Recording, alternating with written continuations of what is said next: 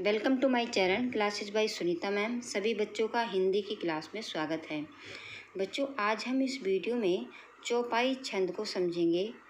चौपाई छंद की परिभाषा और उदाहरण और इसमें कितनी मात्राएं होती हैं, ये सब भी हम जानेंगे।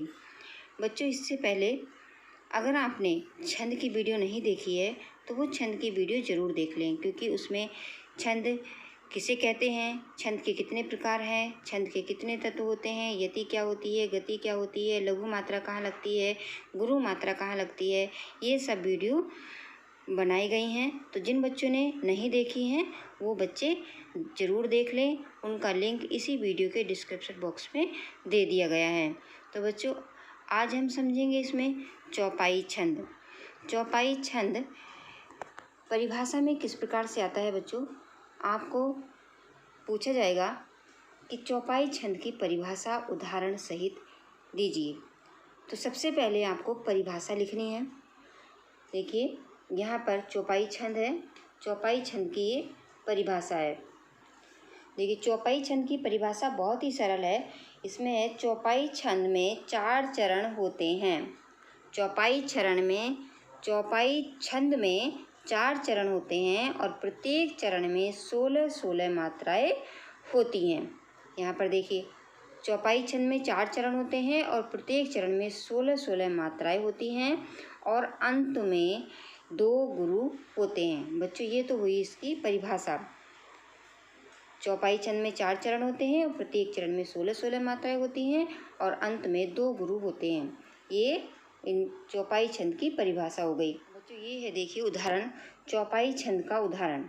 ये बहुत ही सरल उदाहरण है, बहुत आसानी से ये याद हो जाता है। यहाँ पर देखिए, अभी बताया था परिभाषा में कि चौपाई छंद में 4 चरण होते हैं। अब 4 चरण कैसे होते हैं, देखिए, ये पहला चरण है, ये दूसरा चरण है, ये तीसरा चरण है और ये चौथा चरण है। चरण का मतलब होता है बच्चों कि इसमें 4 चरण होते हैं। अब देखिए, चौपाई शब्द से भी आप समझ लेंगे कि चौपाई छंद में 4 चरण होते हैं। चौपाई का अर्थ होता है 4 पाए। आपने चारपाई देखी होगी, चारपाई में 4 पाए होते हैं, है ना, जिसे खाट भी बोलते हैं, चारपाई भी बोलते हैं। तो उसमें 4 पाए होते हैं। इसी तरह से चौपाई छंद में भी 4 चरण होते हैं। 4 चरण का मतलब, ये देखिए, ये 4 पंक्तियाँ, 4 चरण, पहली, दूसरी और ये तीसरी और ये चौथी। इस प्रकार से अभी हमने परिभाषा में जाना था कि चौपाई में 4 चरण होते हैं, तो इसमें भी 4 चरण हो गए। अब दूसरी बात क्या थी कि इसकी प्रत्येक चरण में 16 मात्राएं होती हैं। तो अब हम ये भी देखेंगे कि 16 मात्राएं इसमें बैठती हैं कि नहीं। अभी देखिए बच्चों, बा पर अंकी बिंदी लगी है, तो यहाँ पर जो है गुरु मात्रा लगेगी। अब बच्चों, जिन बच्चों ने वो वीडियो नहीं देखी है कि लघु मात्रा कहाँ लगती है छोटी, और जो है गुरु मात्रा कहाँ लगती है, तो उसको अभी हम संक्षेप में बताएं पहले, क्योंकि अगर बच्चों ने वो समझा ही नहीं तो उन्हें कैसे पता चलेगा कि गुरु मात्रा कहाँ लगेगी, लघु मात्रा कहाँ लगेगी। में जान लो कि लघु मात्रा कहाँ लगती है और गुरु मात्रा कहाँ लगती है। अगर आपको मात्रा ही लगानी नहीं आएंगी तो आपको समझ में ही नहीं आएगा कि ये मात्रा लग कैसे रही हैं। तो देखो, जान लो बच्चों, ये जो होती है लघु मात्रा होती है और ये गुरु मात्रा होती है। ये लघु मात्रा है तो ये 1 मात्रा मानी जाती है और ये गुरु मात्रा है, ये 2 मात्रा मानी जाती है। अभी ये कहाँ लगती है, ये कहाँ लगती है, तो यहाँ पर देखिए, यहाँ पर ये जो अंकी बिंदी है इस पर गुरु मात्रा लगेगी और जो ये चक्र बिंदी होती है इस पर लघु मात्रा लगती है। जहाँ पर छोटी ई की मात्रा है वहाँ पर लघु मात्रा लगेगी, जहाँ पर बड़ी ई की मात्रा है वहाँ पर गुरु मात्रा लगेगी। अगर छोटे ऊ की मात्रा है तो इस पर लघु मात्रा लगेगी, बड़े ऊ की मात्रा है तो इस पर गुरु मात्रा लगेगी। इतना बच्चों ध्यान देना है। और जहाँ पर किसी भी अक्षर के आगे अगर आ का डंडा लगता है तो वहाँ पर भी गुरु मात्रा लगेगी। जैसे देखिए बच्चे, अब हम संक्षेप में जान लें कि कहाँ पर लघु मात्रा लगती है और कहाँ पर गुरु मात्रा लगती है। तो बच्चों, जो अंकी बिंदी होती है उस पर लघु मात्रा लगती है, लेकिन जहाँ पर चक्र बिंदी होती है उस पर ये लघु मात्रा लगती है। छोटी ई की मात्रा में ये लघु मात्रा लगती है, बड़ी ई की मात्रा में गुरु मात्रा लगती है।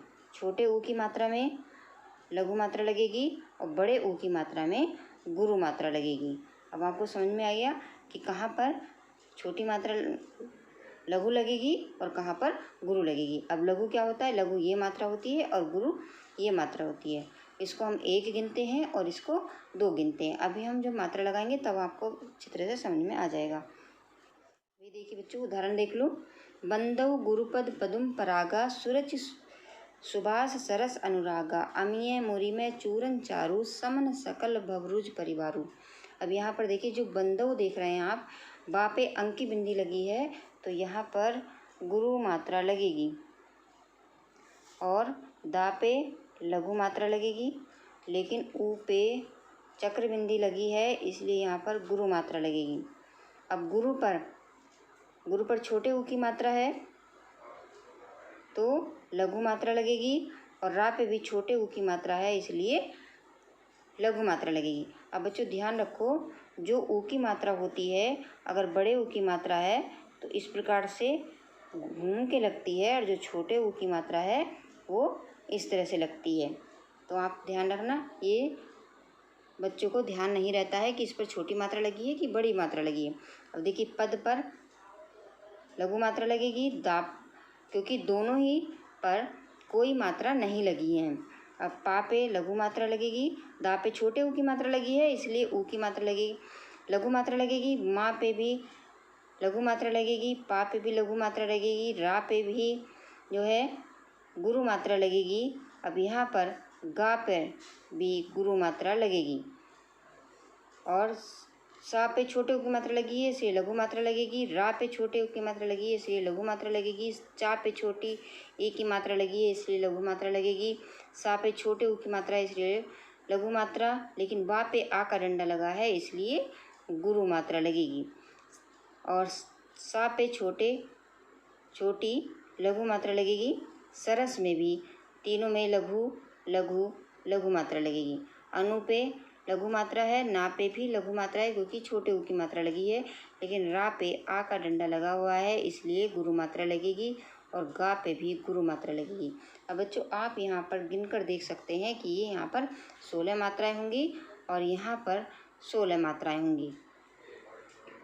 तो बच्चों आप यहाँ पर गिनकर देखेंगे तो यहाँ तक 16 मात्राएं बैठती हैं और यहाँ तक 16 मात्राएं बैठती हैं और ये देखिए उसके अंत में 2 गुरु भी आ गए हैं। तो अगर आप गिनकर देखेंगे तो 16 मात्रा आपको दिखाई देंगी। अब हम दूसरे वाले नीचे वाली लाइन में भी मात्राएं लगाकर देखते हैं। देखिए, आ पर लघु मात्रा लगेगी, माँ पे छोटी की मात्रा लगी है इसलिए लघु मात्रा लगेगी, या पर भी लघु मात्रा लगेगी, लेकिन माँ पर बड़े ऊ की मात्रा है इसलिए गुरु मात्रा लगेगी। रा पे छोटी की मात्रा है इसलिए लघु मात्रा लगेगी, माँ पे भी लघु मात्रा होगी, रा पे भी लघु मात्रा होगी, चा पे बड़े ऊ की मात्रा लगी है इसलिए गुरु मात्रा लगेगी और रा पे जो है ये लघु मात्रा होगी, तीनों पे ही लघु मात्रा होगी। और यहाँ पर चा पे आ का डंडा लगा हुआ है इसलिए गुरु मात्रा होगी, रा पे भी गुरु मात्रा होगी क्योंकि बड़े ऊ की मात्रा है। यहाँ पर समन में लघु मात्रा लगेगी तीनों में ही और सकल में भी ये लघु मात्रा होगी, भव में भी लघु मात्रा है, रुज में भी लघु मात्रा है, दोनों पे पा पे भी लघु मात्रा है, रा पे भी लघु मात्रा है क्योंकि छोटी की मात्रा है, लेकिन वा और रू में गुरु मात्रा होगी क्योंकि बड़े ऊ की मात्रा है। अब यहाँ पर भी देख लो, आप गिन के देखोगे तो ये 16 ही मात्राएं बैठेंगी, 16 यहाँ तक और 16 यहाँ तक और अंत में यहाँ पर 2 गुरु आए हैं। तो हमने परिभाषा में जाना था कि प्रत्येक चरण में 16 मात्राएं होंगी और इसमें 4 चरण होंगे। ठीक है बच्चों, तो आपने देख लिया, इसमें भी हमारी 16 मात्रा बैठी थी, इसमें भी 16 मात्राएं बैठी थी और इसमें भी 16 मात्राएं बैठी हैं, इसमें भी 16 मात्राएं बैठी हैं। तो इस प्रकार से आपने जान लिया कि चौपाई छंद में 4 चरण होते हैं और प्रत्येक चरण में 16 मात्राएं होती हैं और अंत में 2 गुरु जरूर होते हैं। बच्चों इस प्रकार ये बना हुआ है, आप इसका स्क्रीनशॉट ले लीजिए और खुद से मात्राएं लगाइए और देखिए कि किस तरह से आपकी 16 मात्राएं बैठती हैं। अगर आपकी 16 मात्राएं नहीं बैठती हैं तो इसका मतलब है कि क्या तो आप मात्राएं गलत लगा रहे हैं या कहीं पर आपने कोई शब्द गलत लिखा है। लेकिन आप इस पर अगर मात्राएं लगाकर देखेंगे, इसका स्क्रीनशॉट ले लीजिए और इस पर मात्राएं लगाकर देखिए, तो आपको जो है बिल्कुल भी गलत नहीं बैठेंगी आपकी मात्राएं, 16 मात्रा ही बैठेंगी इसमें। और इस तरह से 16 मात्राएं बैठेंगी यहाँ पर और आपका ये चौपाई छंद ठीक होगा। तो बच्चों, आपने समझ लिया कि चौपाई छंद में क्या होता है।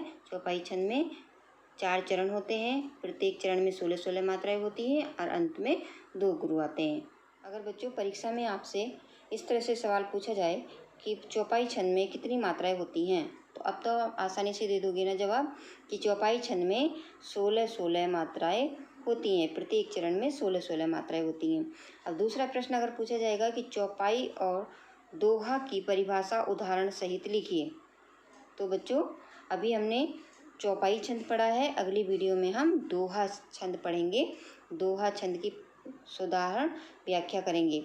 तो अगर इसी तरह से आपसे पूछा जाता है कि चौपाई छंद की परिभाषा उदाहरण सहित लिखिए, तो इतना ही आपको लिखना पड़ेगा कि चौपाई छंद में 4 चरण होते हैं और प्रत्येक चरण में 16 मात्राएं होती हैं और अंत में 2 गुरु जरूर होते हैं और उसका आप उदाहरण लिख सकते हैं। बच्चों, आपकी किताब में भी इस प्रकार से ये लिखा हुआ मिल जाएगा और इस पे मात्राएं भी लगी होंगी। तो देखिए यहाँ से आप ले सकते हैं। यहाँ इसमें लक्षण लिखा हुआ है, लक्षण भी वही होता है जो परिभाषा होती है, या तो परिभाषा लिख दो या फिर लक्षण लिख दो। देखो इसमें परिभाषा लिखी है कि इसमें 4 चरण होते हैं और प्रत्येक चरण में 16 मात्राएं होती हैं, अंत में 2 गुरु होते हैं। वही उदाहरण यहाँ पर लिखा हुआ है, क्योंकि छोटा था, ये देखने में परेशानी हो रही थी, तो इसलिए हमने उसको बड़ा करके दिखाया था। ठीक है बच्चों, लेकिन यहाँ पर देखिए मात्राएं नीचे लगाई हैं, कोई बात नहीं। तो आप इस तरह से ये मात्राएं यहाँ पर लिखिए, वही मात्राएं हैं जो हमने उस ऊपर लगाई थी। यहाँ पर भी देखिए इसी तरह से मात्राएं लगी हुई हैं और अंत में भी यहाँ पर 2 गुरु जरूर आ रहे हैं। यहाँ पर देखिए आ गए, उदाहरण वही है। तो आप इसको अच्छी तरह से याद कर लें। अगर इसको गाकर याद करेंगे तो बहुत अच्छी तरह से याद हो जाएगा। ठीक लग रहा है तो एक ही उदाहरण ये है। पीत बसन परिकर कटि बाथा, चारु चाप सर सोहत हाथा, तन अनुहरत सुचंदन खोरी, श्यामल गोर मनोहर जोरी। इस पर भी देखिए यहाँ पर मात्राएं लगी हुई हैं, 16 मात्राएं हैं और तुक भी है अंत में। और देखिए यहाँ पर लास्ट में अंत में 2 गुरु भी हैं। अगर आपको ये सरल लगता है तो आप ये उदाहरण भी याद कर सकते हैं। अगर वो सरल लगता है तो वो जो है उसका जो अभी हमने पढ़ा था बंदव गुरुपद पद्म परागा, अगर वो सरल लगता है तो उसको याद कर सकते हैं। आपको एक ही उदाहरण परीक्षा में लिखना है। ये उदाहरण जो है मुझे सबसे सरल लगता है, तो आप इसी उदाहरण को याद कर लीजिए। बच्चों, अगर आप इसको गाकर याद करोगे तो बहुत जल्दी ही याद हो जाएगी। देखिए इसको इस तरह से याद कर लीजिए, इसी तरह से इस प्रकार से आप इसको याद कर लीजिए। बंदव गुरुपद पद्म परागा, सुरचि सुवास सरस अनुरागा, अमिये मुरी में चूरन चारु, समन सकल भव रुज परिवारु।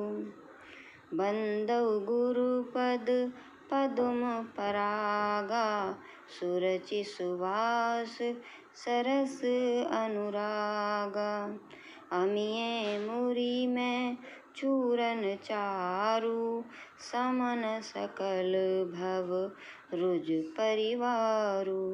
बच्चों, आप भी 2-3 बार अगर इसको गाएंगे तो ये बहुत अच्छी तरह से आपको याद हो जाएगी।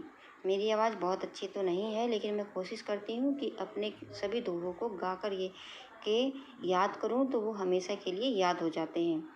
तो आज बच्चों हमने इस वीडियो में चौपाई छंद को पढ़ा। मुझे आशा है कि आपको ये चौपाई छंद अच्छी तरह से समझ में आ गया। और अगर आपको समझ में आ गया है तो वीडियो को लाइक करिए, और जब वीडियो चल रही है तो सब्सक्राइब का बटन लाल है तो उसको दबा दीजिए, और साथ में ही जो भी ये बेल आइकन है इसको भी प्रेस कर दीजिए। इससे आपके पास सबसे पहले वीडियो का नोटिफिकेशन पहुंचता है। धन्यवाद।